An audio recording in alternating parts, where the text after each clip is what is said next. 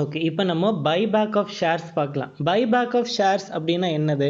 Company இருக்குது, ஒரு share holder இருக்காங்க. Company will first give shares, அதாவது share holder will buy shares. அதுக்கப்புறமா திரும்ப கம்பெனியே வந்து அந்த ஷேர்ஸை திரும்ப வாங்கிக்கிட்டாங்கன்னா அதுக்கு பேர் தான் பைபேக். ஃபஸ்ட்டு வந்து company will give shares, share holder வந்து உடனே ஷேரை வாங்கிக்குவாங்க. எப்போ? இதுக்கு இன் ரிட்டர்ன் காசு கொடுத்துருவாங்க. யார்? Share holder will pay to company. திரும்ப company will pay to share holder and buy back shares from share holder. Company திரும்ப காசு கொடுத்து ஷேரை திரும்பி வாங்கிக்குவாங்க. And this is called as buyback of shares. சரி, குவாண்டம் ஆஃப் பைபேக், எவ்வளோ ஷேர்ஸை திரும்ப வாங்கலாம் அப்படின்னா, எல்லா ஷேர் ஹோல்டர் கிட்ட இருக்க ஷேர்ஸை திரும்ப வாங்கி வச்சுக்கலாமான்னா கூடாது. அதுக்கு 3 டெஸ்ட் இருக்குது. இந்த 3 டெஸ்ட்டையும் பார்த்துட்டு இந்த இவ்வளோ பைபேக் பண்ணலான்னு பார்த்து 3 லிமிட் வரும். ஸோ இந்த 3 லிமிட்டில் லீஸ்ட் எந்த லிமிட்டோ அந்த அளவுக்கு தான் நம்ம பைபேக் பண்ணணும். சரி, பைபேக் பண்ணுறதுக்கு எனக்கு காசு வேணும். அதுக்கு நான் என் கம்பெனியில் ஆல்ரெடி கேஷ் பேலன்ஸ் இருக்கும், அதை யூஸ் பண்ணிக்கலாம். ஆர் புதுசாக டிபெஞ்சர்ஸ் இஷ்யூ பண்ணுவேன், இல்லைன்னா ப்ரிஃபரன்ஸ் ஷேர் இஷ்யூ பண்ணுவேன், இல்லைனா ஈக்விட்டி ஷேர் இஷ்யூ பண்ணுவேன். ஸோ ஷேர்ஸ் இஷ்யூ பண்ணியோ இல்லை டிபெஞ்சர்ஸ் இஷ்யூ பண்ணியோ I can raise money in the company and அந்த காசை யூஸ் பண்ணி ஐ கேன் பைபேக். சரி, இந்த பைபேக் பண்ணும்போது 10 ருபீஸ் ஷேரை நான் 9 ருபீஸ்க்கும் பைபேக் பண்ணலாம், 10 ருபீஸ்க்கும் பைபேக் பண்ணலாம், ஆர் 12 ருபீஸ்க்கும் பைபேக் பண்ணலாம். நான் 9 ருபீஸ்க்கு பைபேக் பண்ணேன்னா ஷேர் ஹோல்டர் என்கிட்ட திருப்பி ஷேரை கொடுப்பானா? அவன் வந்து நம்மக்கிட்ட 10 ருபீஸ்க்கு வாங்கின ஷேரை நீங்கள் 9 ருபீஸ்க்கு திரும்ப வாங்கிக்கிறேன்னு சொன்னால் அவன் கொடுக்க மாட்டான். ஸோ 90% கம்பெனி என்ன பண்ணுவாங்க, நான் 12 ருபீஸ் கொடுத்து, நீ 10 ருபீஸ் தான் எனக்கு கொடுத்து இந்த ஷேரை வாங்கினேன், ஆனால் நான் 12 ருபீஸ் கொடுத்து இந்த ஷேரை திரும்ப வாங்கிக்கிறேன்னு சொல்லி தான் ப்ரீமியமில் தான் வந்து ஜென்ரலாக பைபேக் பண்ணுவாங்க. சரி, அதுக்காக இப்படி பண்ணக்கூடாதானா அப்படியெல்லாம் இல்லை. You can buyback. Suppose market rate வந்து 7 ருபீஸில் தான் வித்துட்டுருக்குன்னா நீங்கள் ஆப்வியஸ்லி 9 ருபீஸ் கூட ஷேர் ஹோல்டர் தாராளமாக கொடுத்துட்டு போயிடும். So that is not a problem. But general சினாரியோவில் 12 ருபீஸ்க்கு தான் வாங்கி 12 ருபீஸ் வாங்குறது ஜென்ரல் சினாரியோ. ஓகே, சரி. இப்போ பைபேக் பண்ணுறது ஜென்ரலாக இஷ்யூ பண்ணும்போது ஷேர் கேபிட்டலை கிரெடிட் பண்ணுவோம். இந்த இடத்துல பைபேக்குங்கிறனால we are debiting equity share capital. யார்கிட்ட இருந்து ஈக்விட்டி ஷேர் கேபிட்டல் வாங்குகிறோம்? ஷேர் ஹோல்டர்கிட்ட இருந்து. சரியா? இன் ரிட்டர்ன் ஷேர் ஹோல்டருக்கு நம்ம காசு பே பண்ணுவோம். The last entry. ஸோ இந்த 2 என்ட்ரி முடிஞ்சிருச்சு. சப்போஸ் 10 ருபீஸ் ஷேர் நான் 12 ருபீஸ்க்கு ஷேர் ஹோல்டர் கிட்ட கொடுத்து வாங்கினா 2 ருபீஸ் இஸ் ப்ரீமியம். அதான் ப்ரீமியம் ஆன் பைபேக். இங்கே பாருங்கள், அப்போ நான் இவங்ககிட்ட எவ்வளோ பே பண்ணுவேன்? 12 ருபீஸ் பே பண்ணிடுறேன். ஓகே, அடுத்தது இப்போ இந்த ஷேரை நான் பைபேக் பண்ணுறது ஜென்ரலாக அவுட் ஆஃப் ப்ராஃபிட்ஸில் தான் நான் பைபேக் பண்ணுவேன். சரி, அந்த ப்ராஃபிட் எப்படி நான் அந்த ப்ராஃபிட்டில் பைபேக் பண்ணுறேன்னு சொல்லிட்டேன். அப்போது இப்போ இந்த இடத்துல 2 அமௌண்ட் இருக்குது. எவ்வளோ? 10 ருபீஸ் இருக்குது, 12 ருபீஸ், 2 ருபீஸ் இருக்குது. So premium amount is 2 and capital towards capital 10 இருக்குது. So premium 2, கேபிட்டலில் 10. ஓகேவா? சரி, இப்போ கேபிட்டலுக்கு நம்ம கொடுக்குற அமௌண்ட் எல்லாத்தையும் நம்ம எதுக்கு ட்ரான்ஸ்ஃபர் பண்ணணும் அப்படின்னா கேபிட்டல் ரிடம்ஷன் ரிசர்வ்க்கு ட்ரான்ஸ்ஃபர் பண்ணணும். ஸோ 2 CRRன்னு நான் இந்த என்ட்ரி போட்டுக்குவேன். ஃபஸ்ட்டு இந்த என்ட்ரியும் முடிஞ்சு போச்சு, அதை பற்றி கவலைப்படாதீங்க. இப்போ இதுக்கெல்லாம் நான் சோர்ஸ் வேணும் இல்லையா? அந்த சோர்ஸ் எதுன்னு சொல்லிட்டேன், ப்ராஃபிட்னு சொல்லிட்டேன். ஸோ நான் ஒரு வேலை சிம்பிள், ஒரு பேலன்ஸ் ஷீட் பாருங்கள். பேலன்ஸ் ஷீட்டில் general reserve, P&L, capital reserve இப்படியெல்லாம் இருக்கும். நான் இது எல்லாத்தையும் நான் at the time of buyback இது எல்லாத்தையும் நான் CRRன்னு மாற்றி எழுதிக்குவேன். அதுதான் நடக்குது. At the time of buyback இந்த ரிசர்வ் எல்லாத்தையும் கேபிட்டல் ரிடம்ஷன் ரிசர்வ்னு மாற்றி எழுதிடுவேன். அதான் பாருங்கள், ஃப்ரீ ரிசர்வ்ஸ் அண்ட் P&L. இதில் ப்ரீமியம்க்கு மட்டும் எக்ஸ்ட்ராவாக ஒன்று எடுத்துக்கலாம். என்னது? Securities premium. செக்யூரிட்டிஸ் ப்ரீமியமும் லைபிலிட்டி சைடில் தான் இருக்கும். நான் கேபிட்டல் அமௌண்ட்டுக்கு I cannot take this securities premium. அதே ப்ரீமியம் பே பண்ணுறேன்னா நான் இந்த அமௌண்ட்டையும் எடுத்துக்கலாம், அதுக்கப்புறம் இது எல்லாத்தையும் எடுத்து கொடுத்துடலாம். அதே கேபிட்டல் டுவர்ட்ஸ் ஃபேஸ் வேல்யூக்கு வந்து நான் எவ்வளோ தான் எடுத்துக்க முடியும்? ஐ மீன் செக்யூரிட்டிஸ் ப்ரீமியம் என்னால் எடுத்துக்க முடியாது. சரி, இதுக்கு மோர் கிளாரிட்டி கிடைக்கிறதுக்கு நம்ம சம்ஸ் போய் கிளாரிட்டி பார்த்து என்ன எப்படி பண்ணணும்னு பார்த்துக்கலாம். சரி, first sum. X company limited buys back its own 2 lakh equity shares of rupees 10 each at par. பார்ல தான் பைபேக் பண்ணுறாங்க. The company has sufficient profits for otherwise available for dividend besides general reserve. No fresh issue எல்லாம் பண்ணல. The shares are fully paid up. Journalize the transaction. சரி, so buyback மட்டும் Journal entry போட்டுடலாம். எவ்வளோ buyback பண்ணாங்க? 2 lakh shares at rupees 10 each. So equity share capital to bank. இங்கே ஒரு entry miss ஆகுது. என்ன என்ட்ரி மிஸ் ஆகுது? ஆக்சுவலாக இதுக்கு முன்னாடி equity share capital to equity share holder, அதுக்கப்புறமா equity share holder to bank. இதுதான் வந்து நம்ம நார்மலாக பாஸ் பண்ணுற என்ட்ரி. இங்கே என்ன பண்ணிட்டோம்? இந்த டெபிட் இந்த கிரெடிட்டி கேன்சல் பண்ணிவிட்டு ஈக்விட்டி ஷேர் கேபிட்டல் டு பேங்க்குன்னு டைரெக்டாக என்ட்ரி போட்டுட்டாங்க. எவ்வளோ அமௌண்ட்டு? 20 lakhs.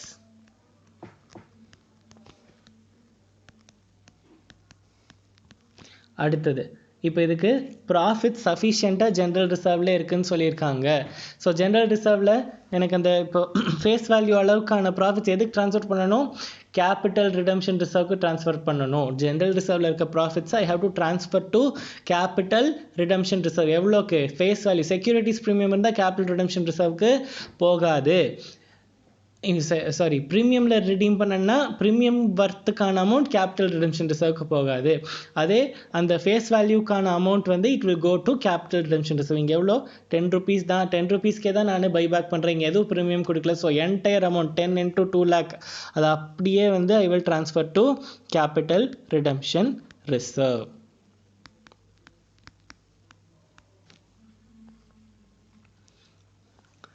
அடுத்தது, BCG Company Limited resolved by a special resolution to buy back 2 lakh shares of its equity shares of face value rupees 10, on which 8 has been paid up. The general reserve balance of the company stood at rupees 50 lakhs. No fresh issue was made. Journalize the transaction. இங்கே 8 rupees தான் pay up பண்ணியிருக்காங்க.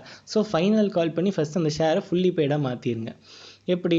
எவ்வளோ shares மொத்தமாக 2 lakh shares. எவ்வளோ ருபீஸ்ன்னு வரணும்? ₹2. So 4 lakh வரணும். அதுக்கு final கால்க்கான due entry and receipt entry pass பண்ணிடலாம். டியூ அண்ட் இங்கே ரெசிப்ட். இப்போ பைபேக் பண்ணுறாங்க. எவ்வளோ பைபேக் பண்ணிட்டு? Buyback 2 lakh shares of rupees 2 lakh of its equity sharesன்னு சொல்லியிருக்காங்க. 2 lakh of its equity sharesனால் எவ்வளோக்கு பைபேக் பண்ணுவாங்க? 10 rupeesக்கு பைபேக் பண்ணுவாங்க. So 20 lakhsக்கு they are buying back. See, எவ்வளோ பைபேக் பண்ண முடியும் அந்த டெஸ்ட் எல்லாம் நம்ம இங்கே கன்சிடர் பண்ணல. நம்ம கொடுத்த கொஸ்டினுக்கு டைரெக்டாக போட்டுட்ருக்கோம். டெஸ்ட் எல்லாம் பேஸ் பண்ணி போடுறது நம்ம இவ்வளோ தான் என்னால் பைபேக் பண்ண முடியும்லாம் லிமிட் இருக்குது. அதை பற்றி நம்ம இங்கே கன்சிடர் பண்ணாமல் போட்டுட்ருக்கோம். ஸோ கன்ஃபியூஸ் பண்ணிக்காதீங்க. ஸோ இங்கே எவ்வளோ பைபேக் பண்ணுறாங்க? 2 lakh shares பைபேக் பண்ணுறாங்க. So first equity share capital to share holder, அப்புறம் ஷேர் ஹோல்டர் டு பேங்க். இங்கே வந்து நான் ஸ்ப்ளிட் பண்ணியே என்ட்ரி போட்டுட்டேன். ஸோ எவ்வளோ? 2 lakh into 10, that is 20 lakhs.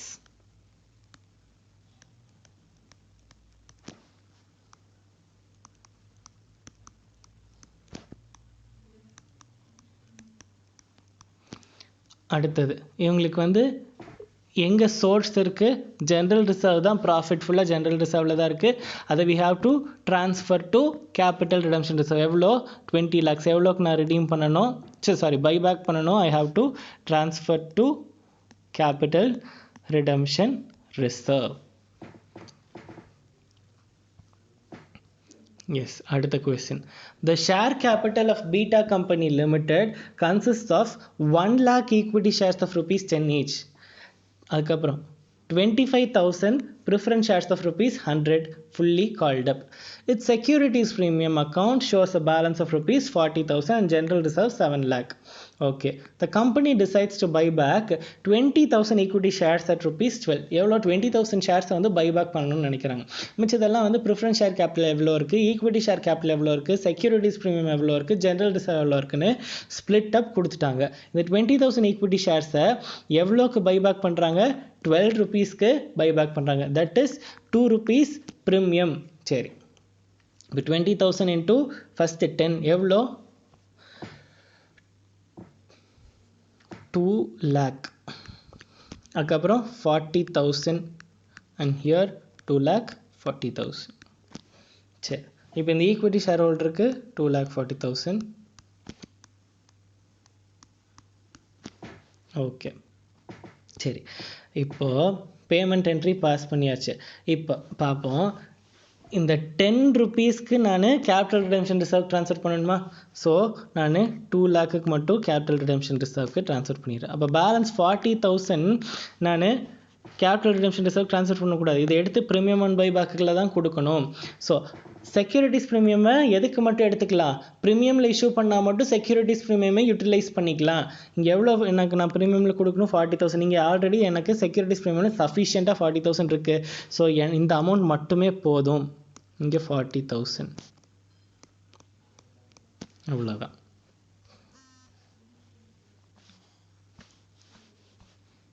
அடுத்தது, the PTC Company Limited has a share capital of 15 lakh comprising of 1 lakh equity shares of rupees 10 each, அப்புறம் 50,000 preference shares of rupees 10 each. So 1,50,000 shares இருக்குது, அதில் 1 lakh வந்து equity, 50,000 வந்து preference. எல்லாமே called up and paid up தான்.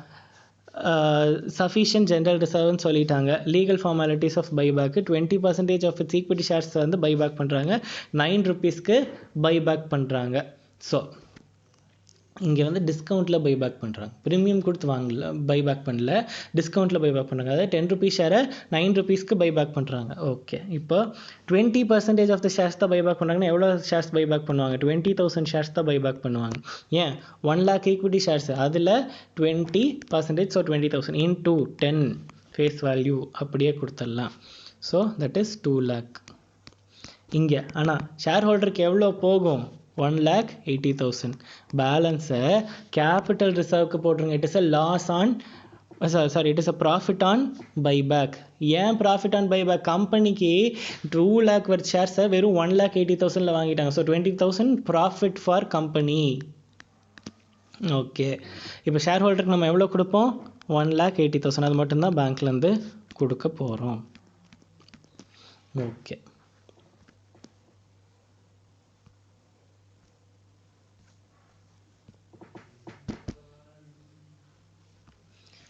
சரி, இப்போ அடுத்தது ட்ரான்ஸ்ஃபர் என்ட்ரி தான். ப்ரீமியமில் இல்லை, ஸோ அதுக்கான ட்ரான்ஸ்ஃபர் என்ட்ரி இல்லை. அடுத்தது அந்த ப்ராஃபிட்டை general reserve we have to transfer to CRR. எவ்வளோ ட்ரான்ஸ்ஃபர் பண்ணுவோம்? ஃபேஸ் வேல்யூ ஆஃப் த ஷேரை full face value we have to transfer. நான் டிஸ்கவுண்ட்டில் தான் பைபேக் பண்ணேன்னு 1,80,000 மட்டும் பண்ணக்கூடாது, entire 2 lakh we have to transfer. இந்த என்ட்ரி வந்து நல்லா ஞாபகம் வச்சுக்கோங்க. இந்த அமௌண்ட் வந்து ரொம்ப இம்பார்ட்டண்ட். நிறைய பேர் டிஸ்கவுண்ட்டில் தானே பைபேக் பண்ணணும்னு சொல்லி இங்கே 1,80,000 தான் போடுவாங்க. பட் எப்போவுமே என்டையர் ஃபேஸ் வேல்யூவை we have to show here. அடுத்தது, Alpha company limited has a paid up equity capital of 20 lakhs. எவ்வளோ shares? 2 lakh shares of rupees 10 each. It resolved to buy back 50,000 shares at rupees 15. For this purpose, it issued 20,000 preference shares payable at rupees 10.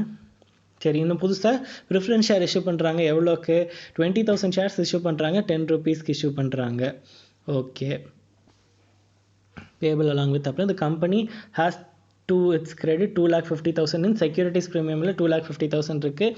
General ரிசர்வில் ஒரு 10 lakh இருக்குது. சரி, first ஷேரை issue பண்ணிடல. Preference ஷேரை issue பண்ணுறதுக்கு due entry, receipt entry correct. எப்போ? Normal issue மாதிரி தான். எவ்வளோ ஷேர்ஸ் இஷ்யூ பண்ணுறாங்க? பைபேக்குக்காக 20,000 ஷேர்ஸ் இஷ்யூ பண்ணுறாங்க. ஏன்னா காசு இருக்காது, அதனால புதுசாக ப்ரிஃபரன்ஸ் ஷேர் இஷ்யூ பண்ணுறாங்க, அவ்வளோதான்.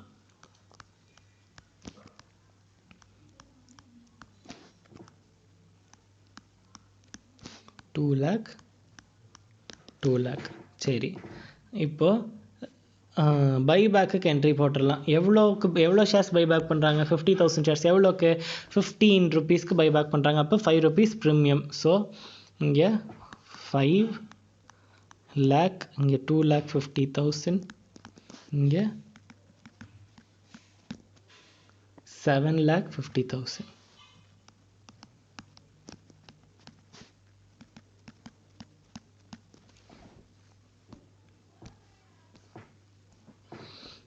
அடுத்தது இப்போ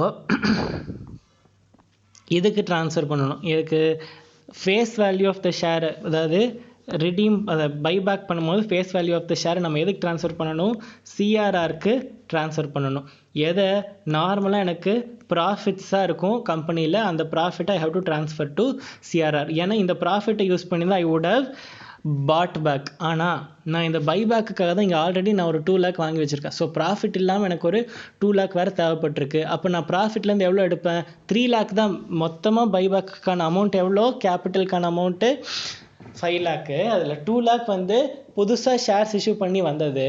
அதனால நான் ப்ராஃபிட்லேருந்து எவ்வளோ எடுப்பேன்? 3 lakh தான் எடுப்பேன்.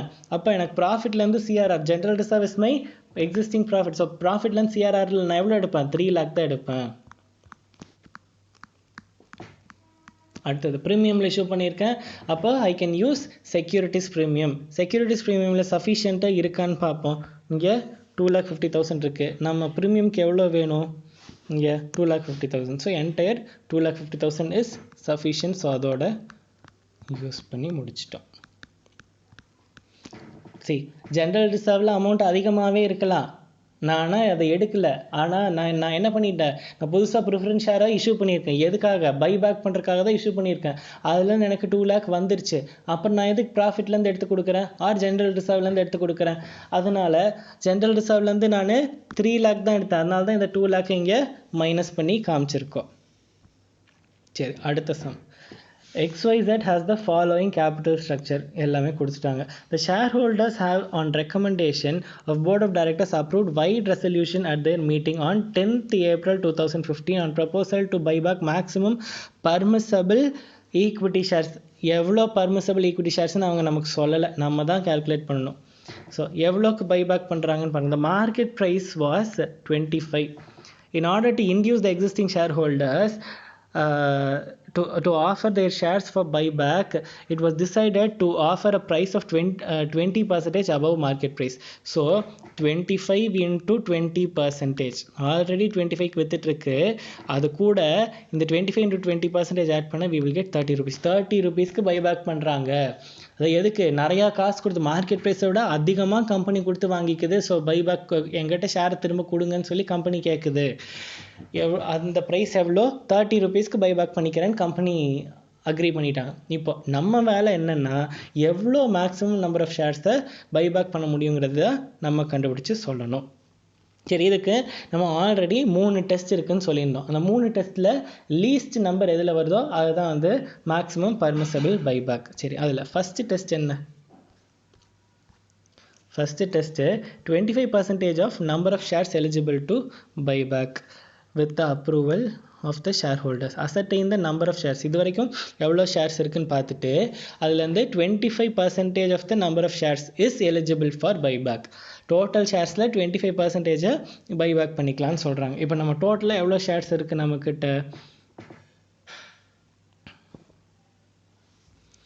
300 crores worth ஷேர்ஸ் இருக்குது. அப்போ அதில் 25%னா எவ்வளோ வரும்?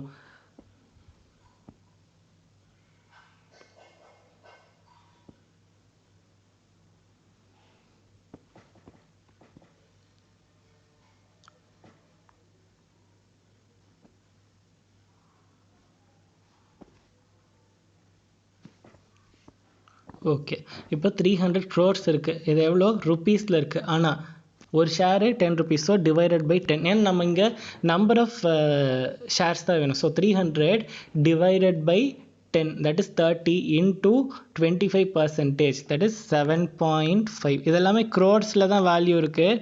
3 சிச்சுவேஷன்லேயும் 7.5. சரி, நான் சிச்சுவேஷன் 3ன்னு போட்டேன். ஏன் 3 அப்படின்னு பார்த்தா இதை வந்து நான் கடைசியாக சொல்கிறேன், லாஸ்ட். சரி, இங்கே ரிசோர்ஸ் டெஸ்ட்டு முடிச்சுட்டு சொல்கிறேன். ஓகே, நெக்ஸ்ட்டு டெஸ்ட் வந்து ரிசோர்ஸ் டெஸ்ட்டு. ரிசோர்ஸ் டெஸ்ட்னால் என்னது? அசர்டைன் ஷேர் ஹோல்டர்ஸ் ஃபண்ட்ஸ். எப்படி? கேபிட்டலி ரிசர்வ்ஸ் ஆட் பண்ணால் அதான் ஷேர் ஹோல்டர்ஸ் ஃபண்ட்ஸ். அதில் 25% டிவைடட் பை பைபேக் ப்ரைஸ் போட்டு தான் போட்டால் அது ஒரு லிமிட். சரி, இப்போ ஷேர் ஹோல்டர்ஸ் ஃபண்ட்ஸ் இங்கே எவ்வளோ? 300. அது இல்லாமல் ரிசர்வ்ஸ் எல்லாம் ஆட் பண்ணோம். ஃப்ரீ ரிசர்வ்ஸ் இது 3. இது general reserve, securities premium, P&L account எல்லாம் ஆட் பண்ணால் we will get இதை மூணுத்தையும் ஆட் பண்ணால் 420, இதையும் இந்த 420 ஆட் பண்ணால் வில் கெட் 720. அதில் 25% போட்டால் we will get 180. 180 divided by what? இது ஃபார்முலா பார்த்துடலாம்.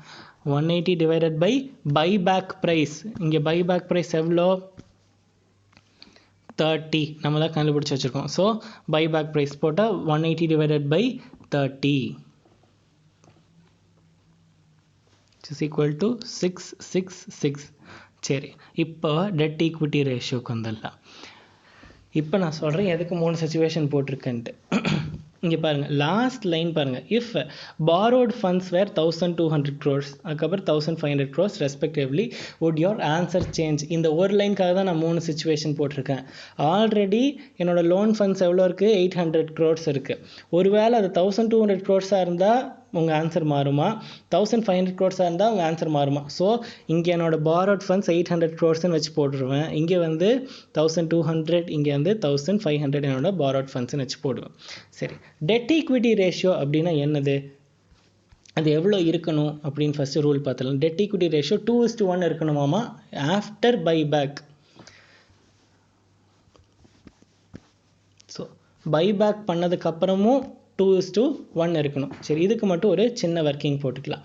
மொத்தமாக borrowed funds சிச்சுவேஷன் 1ல் 800, 2ல் 1200, 3ல் 1500. கரெக்டாக? இப்போ 2:1 டெட் ஈக்விட்டி ரேஷியோ இருக்கணும் அப்படின்னா பைபேக் பண்ணதுக்கப்புறமா எனக்கு மேக்ஸிமம் ஈக்விட்டி மினிமமாக எவ்வளோ இருக்கணும்னு பாருங்கள். 2:1 ரேஷியோவில் இங்கே 800 இருந்தால் இங்கே 400 இருக்கணும். இங்கே 1200 இருந்துச்சுன்னா டிவைடட் பை 2, தட் இஸ் 600 இருக்கணும். இங்கே 1500 இருந்துச்சுன்னா இங்கே 750 இருக்கணும். சரி, ஆல்ரெடி நம்மக்கிட்ட ப்ரெசன்ட் ஈக்விட்டி எவ்வளோ இருக்குதுன்னு பார்த்தா 720 இருக்குது. ஈக்விட்டிங்கிறது எல்லாமே சேர்த்துது. ஈக்விட்டி ஷேர் ஹோல்டர்ஸ்க்கான ஃபண்ட் 720 இருக்குது, 720 இருக்குது, 720 இருக்குது. சரி, இப்போ இதுலேருந்து பைபேக்கு கொடுத்தா நீங்கள் எவ்வளோ ஷேரை வந்து பைபேக் பண்ண முடியும்னு பார்த்தா எனக்கு 400 வர வரைக்கும் என்னால் பைபேக் பண்ண முடியும். கரெக்டாக? ஸோ இங்கே 320 rupees வர்த்துக்கு பைபேக்கு அலோவ் பண்ணலாம் ஃபஸ்ட் சிச்சுவேஷனில். அதே இதில் 120 rupeesக்கு தான் பைபேக் அலோவ் பண்ண முடியும். இங்கே பைபேக் அலோவே பண்ண முடியாது. ஏன்? 750 இருக்கணும். உங்கள்கிட்ட ஆல்ரெடி இருக்கிறதே 720 தான். ஸோ ஆல்ரெடி அந்த லிமிட்டை தாண்டிட்டோம். So we cannot even buyback. சரி, நமக்கு ஷேர்ஸ் எல்லாமே நம்பர்ஸில் தான் வேணும். அதனால் we have to divide it. எப்படி டிவைட் பண்ண போகிறோம்? Divide by mark 320 divided by buyback price. எவ்வளோ buyback price? 30 rupees. அப்போ 320 divided by 30, that is 10.67. இங்கே 120 divided by 30, that is 4. இங்கே நம்ம பைபேக்கே பண்ண போகிறதில்ல. So maximum shares that can be bought பேக்னா இங்கே 10.67, இங்கே 4, எல்லாமே க்ரோர்ஸில் இருக்குது. சரி, இப்போ அந்த லிமிட் எடுத்து எழுதிடலாம். 10.67, இங்கே 4, இங்கே வந்து பைபேக்கே பண்ண முடியாது. ஸோ இது மூணுத்தில் லீஸ்ட் எதுங்கிறது தான் நம்ம பார்க்கணும். சிச்சுவேஷன் 3ல் லீஸ்ட் வந்து 0. ஸோ இங்கே ஆன்சர் 0. அது இங்கே லீஸ்ட்டு 4, இங்கே லீஸ்ட்டு 6. ஸோ ஒரு சிச்சுவேஷன்லேயும் ஒன்று லீஸ்ட்டாக வந்திருக்கு. ஸோ இந்த அமௌண்ட்டை தான் we can buy back. இங்கே 4, இங்கே 6, இங்கே nil. So this is all about buyback of shares. So இந்த டெஸ்ட்டும் இம்பார்ட்டன்ட். அந்த டெஸ்ட்னா என்னது? இந்த மூணு shares outstanding, resources and debt equity ratio, இந்த 3 டெஸ்ட்டில் லீஸ்ட்டாக வரதை பார்த்து தான் அந்த நம்பர் ஆஃப் ஷேர்ஸ் தான் we can buy back.